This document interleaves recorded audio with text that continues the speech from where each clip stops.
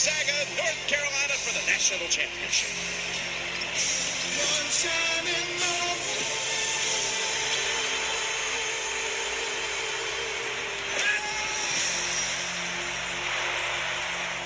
The confetti is going to fall for North Carolina. They're not going to be denied this time.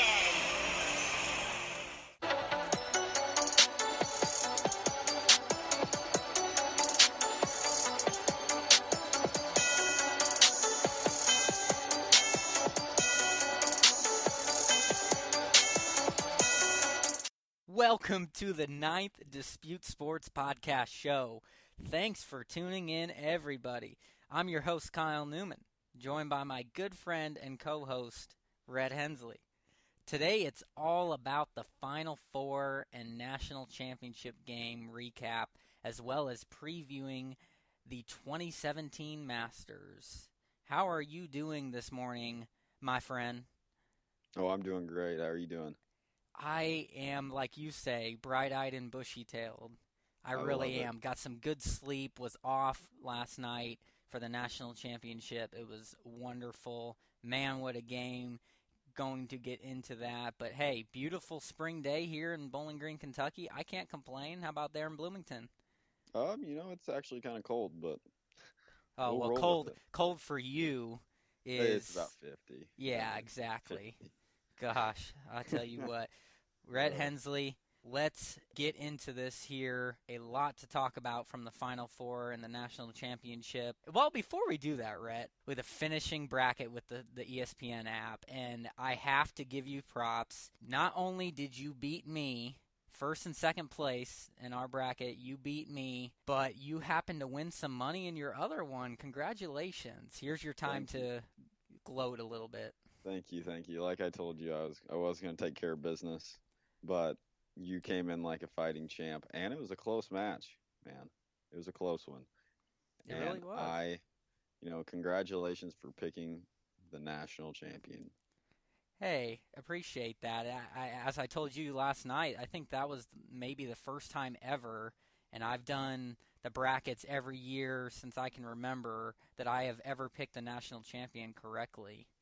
So I was pretty excited about that, but I wasn't happy that you beat me. But I was. Well, hey, I'm looking forward to doing it again next year. Yeah, I bet you are. And you won some money in your other one. That's awesome. I did. I won some money, and I couldn't be any happier. I bet you couldn't be any happier. Put it right in the savings, Rhett. Right in the savings. All right. So the Final Four we had on Saturday: Gonzaga taking on South Carolina and Oregon taking on North Carolina. A couple really good games, Rhett, like I predicted, but you, being a little bit disrespectful to the Zags, preposterously predicted a blowout from South Carolina for some reason. But Gonzaga, the 1 seed, ended up surpassing the 7 seed Gamecocks 77-73 in a game that did come down to the wire. South Carolina made a nice comeback in that game. And Gonzaga, like they had done all year long and all tournament long, found a way to win there at the end. Gonzaga moved on to the championship. And then you had Oregon, the 3-seeded Ducks, taking on the number 1 seed North Carolina Tar Heels in a game, Rhett, that also came down to the last possession. North Carolina held on to beat Oregon 77-76 in what was one incredible game. And Rhett, unfortunately, I was working on Saturday, so I had to follow these games.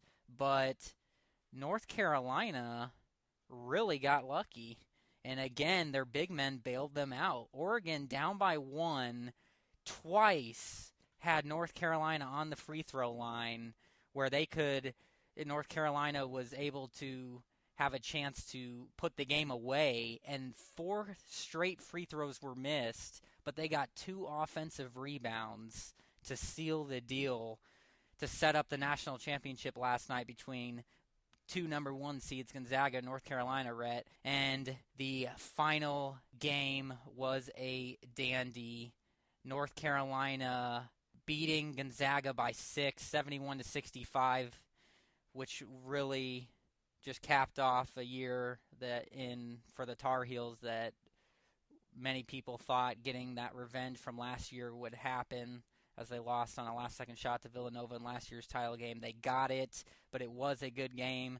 So those were the results. We have our champion. We picked the champion correctly. Rhett, I want your take from the Final Four, starting with the South Carolina-Gonzaga game. What was going wrong with you there, picking South Carolina by 15? Oh, yeah, I'm going to throw a little bias in there. I'll throw a little bias in there since I was being a little biased towards my bracket. But Gonzaga, they showed up and they took care of South Carolina. South Carolina actually only shot 37%, which is not good when you have Gonzaga shooting 48%. And I'm going to tell you, one person that stood out to me in this game was Zach Collins. Zach Collins absolutely destroyed in this game with 13 rebounds and 14 points. In my book, that's considered pretty good. Pretty good. He shot 60%. That's not too shabby, as we say. But in the end, yes, South Carolina made a nice comeback, but Gonzaga held on. How about the Oregon-North Carolina game, Rhett? What did you think about that one? The exact reason why I picked Oregon to go to the Final Four was because they are tough, and they took UNC down to the wire. They just couldn't close out at the end. UNC tried to give it to them, but the big men would not allow it. Yeah, they definitely would not. And again, another game for North Carolina where they did not shoot well. They only shot 37% from the field. They did hit 8 3-pointers, which helped them out, but just not a great game for them. But they continue to find a way, which is why I took them all the way, because of their experience. I think it was more of a defensive stance on both sides of it, because both teams really did not shoot well. No, Oregon shot 38%. So just barely better. It was, not a good shooting game at all for both teams. But Oregon got nothing from Dylan Brooks, the guy who I thought was key for them. He only had 10 points for them on 2 for 11 shooting. Tyler Dorsey ended up with 21 but had a terrible shooting game, 3 for 11. Really, the key player for them was Jordan Bell. Their big man had 13 points on 5 of 7 shooting, but he had 16 rebounds. And boy, could he have used one there at the very end of the game, and maybe they would have ended up in the title game. But in the end, too much Tar Heels. That set up the championship game last night, Gonzaga, North Carolina, a game that ended up being, like I predicted, Rhett, a close game down to the last couple possessions. And for a while there, I really thought Gonzaga was going to pull off that upset. They, up until the last minute of the game, neck and neck there. But I think it was that offensive rebound that Gonzaga allowed there down the stretch, and then Jackson ended up putting in an and one to put North Carolina up by 1. I thought that changed the outcome of the game. Yeah, I think really after that it was pretty much just a collapse. In the last, 15, 20 seconds, they just collapsed.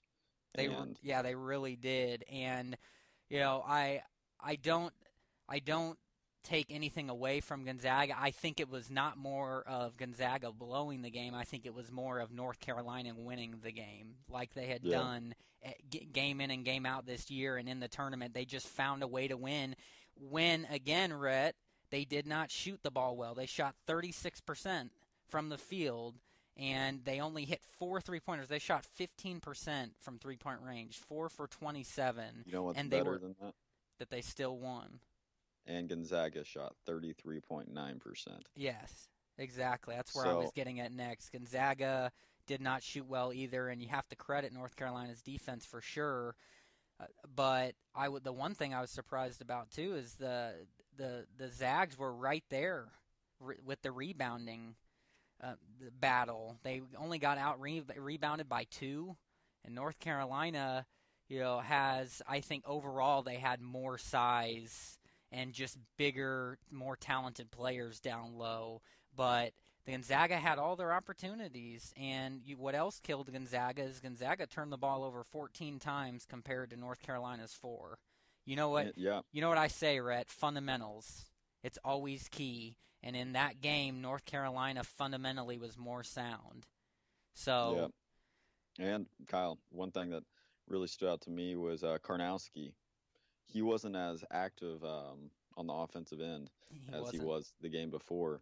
He was 1 of 8. He had 9 points, but still he was 1 of 8. Yeah, and 9 rebounds. So definitely not the force Some they missed needed. Opportunities. Definitely missed opportunities. Also missed opportunities for both teams, but free throws. 17 for 26, Gonzaga. North Carolina, 15 for 26. So not good from the free throw line there. You know, I keep seeing all this free throw talk, and, you know, are we going downhill for the NBA? It's just ridiculous. We got to have these college kids just knocking these free throws down. I don't understand it. It should be something that they are, you would think, practicing the most, because it is such an important part of the game of basketball. But yeah, it's not good at all. You see so many. What's happened to Steve Nash's of the basketball world? I mean, it's just a lost art, it seems. But yeah, you're right. And the final game stat leaders for the two teams, Gonzaga's Nigel Williams-Goss, boy, did he play well in that game. And he just a couple costly possessions down the stretch in a look that I thought was good there, trying to cut it to 1 there in the last 30 seconds. But unfortunately for him, the big men down low too much, getting that block. But Nigel Williams-Goss finished with 15 points for Gonzaga, and Joe Barry II ended up with 22 for Carolina. Ended up being the most valuable player for them. Both guys definitely went at it, Rhett, and all in all, just you couldn't have asked for a better championship game. You really couldn't have. Gonzaga all year long got disrespected about not playing anybody, and that I heard a lot of talk about the easiest Final Four run with the region they were in, and I just don't buy it at all, because I'm of the mindset of the teams that you're playing in that tournament, you're playing them for a reason, because they beat the teams they played. So they were legit teams, and you know, we're talking about a team in Gonzaga this year that beat Big 12 tournament champion Iowa State. They beat Pac-12 tournament champion Arizona. So I don't want to hear that they didn't play anybody, because they did, and they finally made it to not only their first Final Four, but their first title game, and it came down to the very end, Rhett. And, you know, I think that it kind of shows for Gonzaga now that, you know, their program's not as big of a joke as people have always, you know, looked at it. You know, people are like, oh, they can be like a little Cinderella team, maybe Sweet 16. But now, since they made it to the national championship, they're going to be held to a little bit higher standards. And why, Rhett? Why Gonzaga is not in a Power 5 conference like the Pac-12 is beyond me. I don't understand it. I think in the near future it will happen, but Gonzaga deserves to be in the Pac-12 conference and not the West Coast Conference. Definitely need to make that jump to the Power 5 conference, but again, Zags making it the first ever national championship, and a third team they beat during the regular season, Florida. And we saw what Florida did on their way to the Elite Eight. So this was definitely a legit Gonzaga team. How about this stat for you for North Carolina, Rhett? Roy Williams is now 4-1 in Final Four games with North Carolina, and he has won his third national championship with them.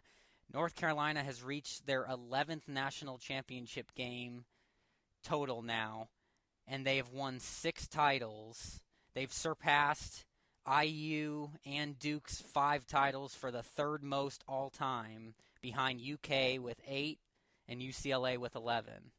So you've got to give respect where respect is due to Roy Williams, one of the best coaches of all time in college basketball. You know, that is pretty impressive. One thing that really stands out here to me, we talked about last night, Kentucky, you know, always being one and dones. I think it's pretty impressive with what but UNC is doing. I think that they hold them around a little longer They do. than what UK does, and I kind of like that, but then I kind of don't. It doesn't matter. It's like, they're building their program while UK is just throwing them in.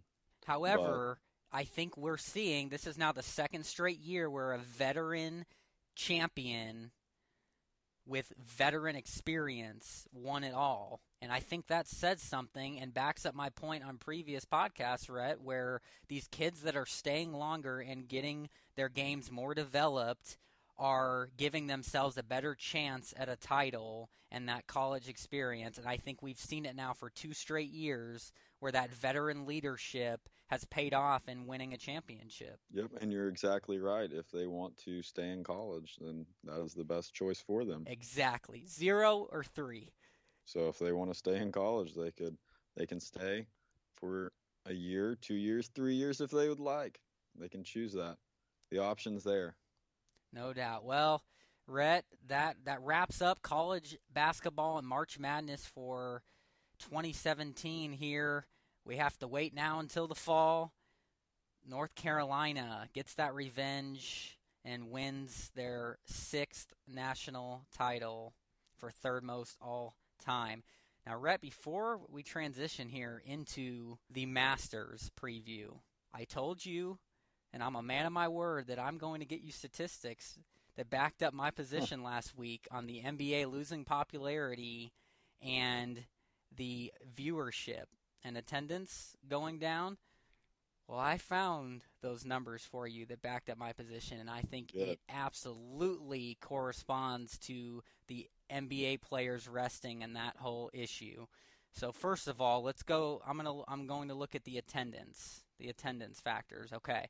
So last year, these were the top 5 teams in attendance in the NBA, and I will say, Rhett, that there are a couple teams that have stayed about the same or have actually gone up. So, but in general, the attendance has gone down from last year to this year. So, top 5 teams last year, the Lakers. This shocked me, right? The Lakers edged out the Warriors for the top attendance. Of course. So the Lakers, yeah, but you say of course, but they're terrible, and they've been terrible. But of course, Kobe Bryant was having his farewell tour last year, so of course. Even then, I'm a little shocked at that. But anyways, the Lakers ended up being the number 1 in attendance. You had the Lakers, the Warriors, the Cavs, the Knicks, and the Thunder. Those were the top 5 teams in attendance last year. The top 5 teams in attendance this year so far: the Bulls are number 1, the Cavs are number 2, the Raptors are number 3, the Knicks are number 4, and the Mavs are number 5.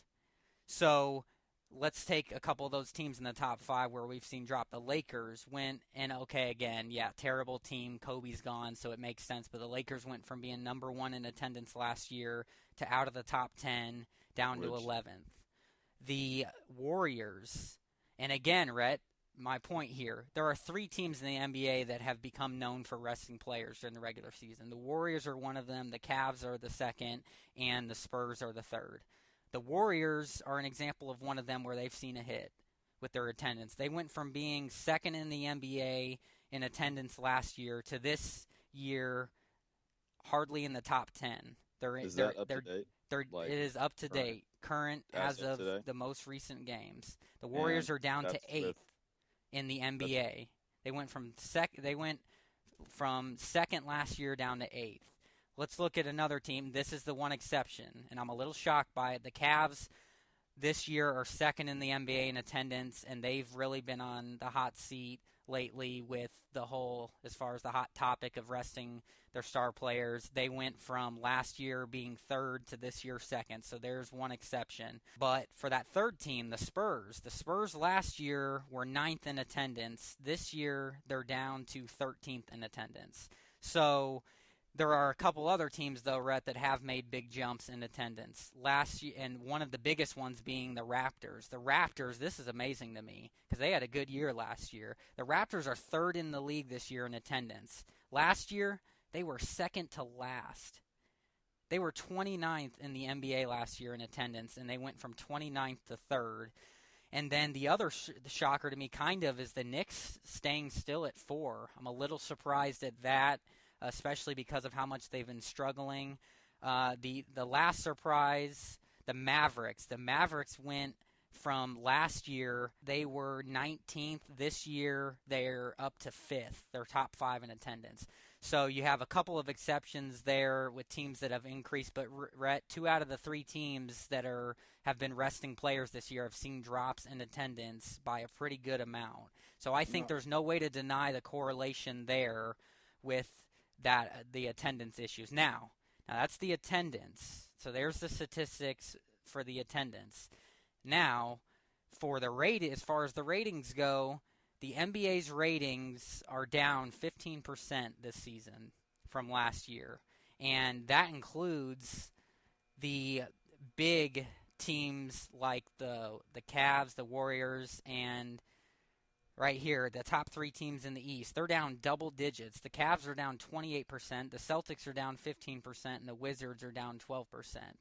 So, and then in the West, the Warriors still have the highest ratings in the Bay Area, and then the Thunder is up there. So the local ratings are good, but the national ratings aren't, Red. So we're seeing a huge drop in the ratings, 15%. There's no way that does not correspond to the NBA players and the whole resting issue. So when you got Kevin Durant sitting out because he's injured right now, that couldn't affect anything to do with the Warriors? Well, of course it can, but the bottom line is when the ratings will be the highest on primetime night games, Saturday nights, Friday nights, and you've got the best players resting, that is affecting the ratings, and that is a statistic that proves it. It's a big Kyle, drop. I like what you came at me with, and I can respect it. Well, I like it. And, I think that brings some to the light, kind of like the Spurs. I think that we can definitely see that drop. And the Warriors right now, I would like to see once Kevin Durant comes back how the ratings do change, but I also would like to see before he got injured also. Yeah, but it's very interesting. But I think these definitely support where I was going with I think they do too. My point. The last one, Rhett, would be an annual survey that's conducted by the Harris Poll, BusinessInsider.com. The NFL is still the most popular sport among American adults, and the second is Major League Baseball. Only 5% of Americans call the NBA their favorite sport. That's behind, as I just mentioned there, the NFL, Major League Baseball, college football, and auto racing. And you know what sounds great? I am that 5%. And I am too, but what that brings to light is that there are issues here that the NBA needs to address to get these ratings up, the attendance numbers up, the popularity of the sport back up. I think that mainly, that 5% popularity is not even – I think it has something to do with maybe resting players, but I think a lot of it has to do with other areas, kind of like officiating. And I agree with you with that. Officiating with that. 20 years ago, trying as hard during the regular season. Exactly. 20 years ago, the officiating is how I think it should be today, and I definitely think that has affected the game. There's no doubt about it. But I don't think there's any way you can deny that the resting of players, and especially on primetime games, has affected the popularity of this sport. And I think it just needs to be addressed. Whether it's what I proposed of a shortened season or eliminating back-to-backs, whatever makes these players play in the regular season like the other pro sports, Rhett, needs to happen. But anyways, I just wanted to get that out there. I told you I would. Thank you for bringing that out. I think that you brought out definitely some good points. Hey, you're welcome. I'm a man of statistics, that's for sure. I love it. All right, Rhett. Well, let's get into our last segment here, the Masters, everything here. We're talking 2017 Masters. Kicks off with the par 3 contest on Wednesday, Rhett, and then Thursday through Sunday, a tradition unlike any others, the Masters. So, you and I are huge golfers. We love it. We love the Masters. Probably the most famous major out of the 4 in golf by a landslide. I'm so thrilled, Rhett, that golf is finally back. I can't wait to get out and play with you. You're telling me. I'm ready to get out and hit the old links. Hey, it's always great, and it's a dream someday that we can go to the Masters. I know how much you love it, so let's get into it here. I want to start it off by saying the breaking news. You were right, Rhett. I'm shocked. I'm sad. Why are you shocked? But it's reality. Tiger Woods officially ruled out of the Masters. Rhett, It is I'm sad, disappointed. that's for sure. I'm disappointed. He, last Friday, had to back out, saying that his back is not tournament ready. And to much people, I would say to not many people's surprise, except I guess I thought that he was going to be ready for this tradition unlike any others, the Masters. But he's just not able to. He was only able to do a 5-minute practice session, Rhett, on last Thursday, and he only lasted that long. Kyle, and what does that tell you? I think that you think that he is ready every single Masters. Every time we come to the Masters, you know what? I think this is Tiger Woods' year. It is. I think Tiger Woods is going to handle this one. You know, he's going to come back from that injury, and you know he's going to handle business. Well, guess what, Kyle? He is not going to win another Masters. It is unfortunate news, but you know. It is, especially because, Rhett, this is on the 20-year anniversary of his first Masters victory, which was epic, where he ran away with it by a 12-shot win. And it's just so sad, and you know he would want to play in it. But, Rhett, I'm starting to have to face reality with him, I think, and I hate it. You know, I believe in him. I want to say he'll win another major, but how can that be the case if he can't even play in a major? Because he's so injury-prone lately. Tiger, here a couple stats, Rhett. He's now missed 3 of the past 4 Masters. He's played and prior to that, he played at Augusta National for 19 straight years from 95 to 2013, and now has missed 3 out of the last 4. That's not a good trend. And though I will still root for Tiger Woods going forward, I think I have to change my mindset that I think the days of Tiger Woods winning majors at least is over. I think Tiger Woods is just too injury prone, Rhett, and unfortunately his days winning a major are done. So what do you think about that? I've come to your side. I'm glad you came to the realization of that, but you know, it's definitely something that I didn't want to see. I think that Tiger Woods is definitely one of the greatest golfers to ever play the game. But, you know, sometimes, kind of like Kobe saw it, sometimes you gotta hang it up. You do, Rhett. Well, moving on from Tiger not being in it, it's still a loaded field, Rhett. So, starting on Thursday, round 1, here's what we want to know. We want to know who's going to win it all. I want your prediction first, and then we'll talk about some of the guys. Who do you think wins this year's 2017 Masters, and why? Well, you know, I think it's going to be a pretty tough battle. I think a lot of the top guns are going to be up there. And one person that I think that's going to be up there that you will probably be surprised with me saying is Ricky Fowler. Ricky Fowler for Fowler Flat Bills. Are you telling me you're picking Ricky Fowler to win it, Rhett Hensley? That is sure as hell not what I'm saying. That's good. I said he will be up there. But no, I think that Phil Mickelson will also be up there. But really, gosh. Phil. Gosh. You love it. I think one of the person that's going to be up there is Dustin Johnson. I think that there's a great chance that he will take the Masters. He's the odds-on favorite. But, you know, I think that somebody else that's going to be up there is Jordan Spieth. The man's an animal. But I think Dustin Johnson will definitely take this one. So I will be leaning towards him. Dustin Johnson, safe pick, Rhett. He is the odds-on favorite at 5-1 to win it all, and he is off to a hot start. But, you know, go ahead, Rhett. One thing, Jason Day, I'll tell you what, I would definitely watch out for him too, because that is a guy that loves to just sneak right in and take it from you. Yes, and he does. Can get hot, and he can stay hot the whole entire weekend. Yes, and especially in the majors, he really performs well. Rhett, Johnson it's hard not to pick him. He's won his last 3 starts, and he's won 6 of his past 16 starts. Yeah. He is the hottest player in golf right now, the world's newest number 1. It's hard not to go with him, believe it or not. He's not who I think is going to win it. And I'm surprised, Rhett, that you've looked over your boy Rory McIlroy. You've overlooked him, and the green jacket is the only major that he needs, the Masters, to complete his career Grand Slam. Rory's had 3 straight top 10 finishes at the Masters, and it's been 6 years since he shot that final round of 80 to blow a 54-hole lead.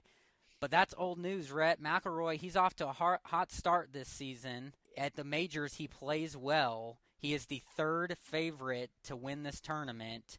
You would love to see him win it. I know that. I don't want to jinx it. You just, you're a little nervous. You're a little nervous. I get it. He's not the one I go with, but I do think him and Johnson, look out for those guys. They will get into the top 10. My winner, my prediction, Rhett, we love him, and it's all about the short game, Jordan Spieth. I think Jordan Spieth wins the Masters this year and redeems his collapse last year in the Masters. Last year, Rhett, many people remember it. The 2 balls he rinsed at the par 3 12th hole. He blew his chance at his 2nd straight Masters last year, choking, and it was a true choke. I think he gets revenge this year. PGA Tour in greens in regulation, great putting. I think it's a safe bet to go with him, and I'm going with him, Rhett, because he is perfect for this course where putting is everything on these fast greens, and I think that this is a course set up for him well to win, so I expect Jordan Spieth to win it all, Rhett. Some more people to look out for, though. Justin Rose, I think, will be there. He's played well at Augusta National. He hasn't won there yet, but he's never missed a cut in 11 starts, and he has 6 top 15 finishes, so I think he'll be right there. Mr. Phil, Rhett, I think will be up there, and I'm tempted to go with him. Like, you want Rory to win, I want Phil to win. That's who I really want to win, is Phil Mickelson. My 2nd favorite golfer behind Tiger Woods. I'd love to see the lefty do it, but he has missed the cut 2 of the last 3 years at the Masters, Rhett. He did tie for 2nd, though, in 2015. So, he is a 3-time green jacket winner, and he has 15 career top 10 finishes at the season's first major. So, one of the problems with him is Phil. He's like the wind. The wind starts blowing, and it could change. He could change literally by the second. He can. He can be winning it, and then he could come to a hole, and he hits it out of bounds, and he gets a triple. 15 times, and then he screws himself. Yeah, I mean, it can happen. Chip it in and save himself. He's up and down, but here's what I love about Phil, Rhett, and why I think he has a good chance at winning this year.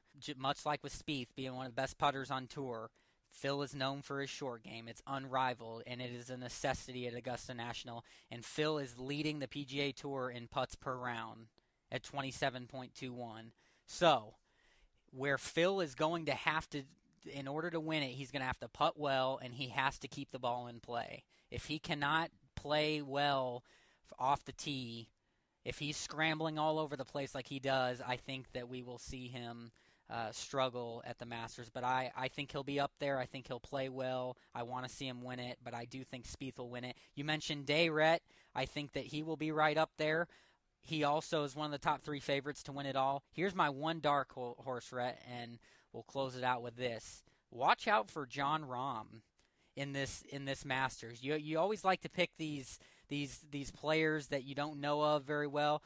Watch out for Mr. Jon Rahm. He went from being an 80 to 1 odds to win it all. He's now at 20 to 1 odds, and it's because he's now in the top 15 of the world rankings, Rhett. This Spaniard has won 4. He has 4 top 5 finishes in 6 starts, and he won at Torrey Pines in January. So watch out for Rahm. I think he can be a dark horse. Also, watch out for Matthew Fitzpatrick. Fitzpatrick was an amateur in 2014 at the Masters, and he made his professional debut at the tournament last year. He tied for 7th, Rhett, in his first Masters tournament, and he shot a 67 on Sunday. He's 22 years old, just like Jon Rahm. Watch out for those two young guns. I like it, Kyle.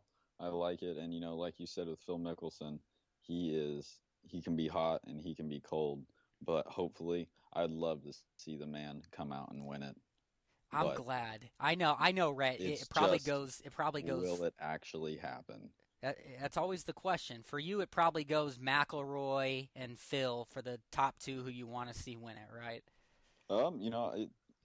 McIlroy is definitely going to be my number one, but I could flip-flop between Jordan Spieth or Phil Mickelson. I'd love to see Jordan Spieth come back and redeem himself from last year, because I'll tell you what, that was a tough one to watch. But I'm definitely going to be pulling for McIlroy.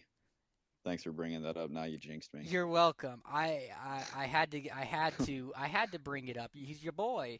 I had to, Rhett. Well, that does it for previewing it. Next week we will recap the Masters. We'll see if our predictions were right, Rhett Hensley. But golf is back, and I can't wait to play you, and I can't wait to beat you and win some money against you. Oh yeah, right. I'm ready to get out on the golf course and destroy you. Hey. The competitive Put some money edge. on the first time we play. I love it. I'm ready. That's right. Hey, go all out. Go all a whole $10 bill on the line. Beautiful, beautiful. Gosh. All right. Well, that does it for today's podcast. Thanks for tuning in, everybody. We had a lot of fun today. Don't forget, you can now subscribe to our podcast on iTunes and have every episode available to you as soon as they are posted each week, right on your smartphone or tablet. You can also catch all of our podcasts on our website, DisputeSports.com. Follow us on Twitter, @DisputeSports1, @Kyle M. Neumann, and @Rhett Hensley. And also like and follow our Facebook page, @DisputeSports. Until next week, remember, Dispute Sports. Anything sports, anytime, anywhere. Have a great day. Have a great one.